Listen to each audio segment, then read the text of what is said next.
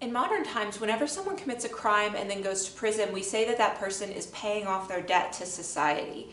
But in Jesus' day, it was a lot more literal than that. If you owed a debt and you started to get behind in your payments and eventually you could no longer pay, you were thrown into debtor's prison.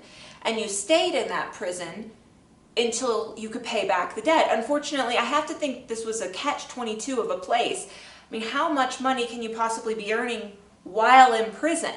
So you have to stay in prison until the debt is paid, but as long as you're in prison, you can't pay back the debt. All the while, interest is mounting, and to make matters worse, in this prison were torturers who would incentivize you to pay back the debt. All the while, you can't possibly do it.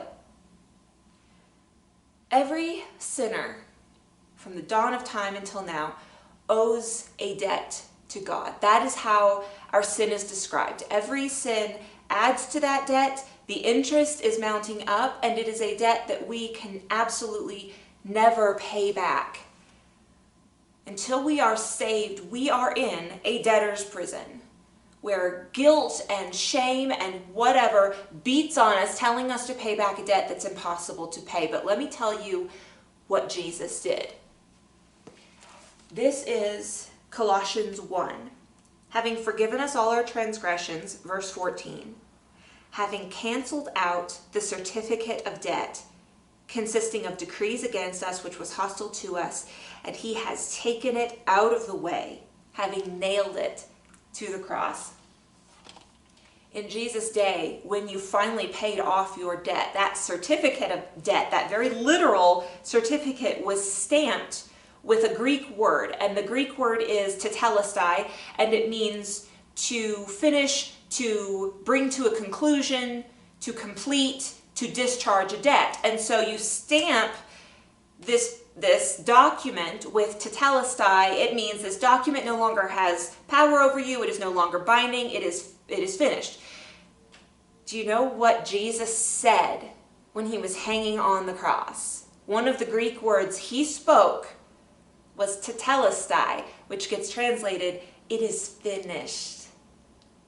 My debt, your debt, completely paid in full, nailed to the cross, done. Unfortunately, a whole lot of Christians still behave like we're in a debtor's prison, where guilt gets to beat on us, and shame gets to tell us how worthless we are, and fear tells us we will never pay back the debt. And every time we sin, we feel like we have a mounting, growing debt to God that we can never repay. Or at the very least, we feel that Jesus, having paid it all to him I owe. I now owe him something, a debt, and I have to live my life in keeping with his laws to pay him back for what he did for me. And yet, what do I owe Jesus now is not the question. The question should be, what are you going to do now that you're debt-free? Every person and their dog has an idea of what they would do when they're debt-free. Maybe travel the world or do all these things that right now debt is preventing them from doing it. They've got to stay, they've got to, pay off their mortgage or whatever. But someday when we're debt-free, we are going to do this. Well, Romans 7 describes what it's like to be under debt, where the urge to do all these good, wonderful things is in constant conflict with the old nature, so that no matter what our good intentions are, we keep messing up and we keep messing up, and our good intentions only turn out terrible, and we're just end up wallowing in this sin, in this debt, in this cycle that we can never break. That's the debtor's prison, and Jesus has shown up with the key.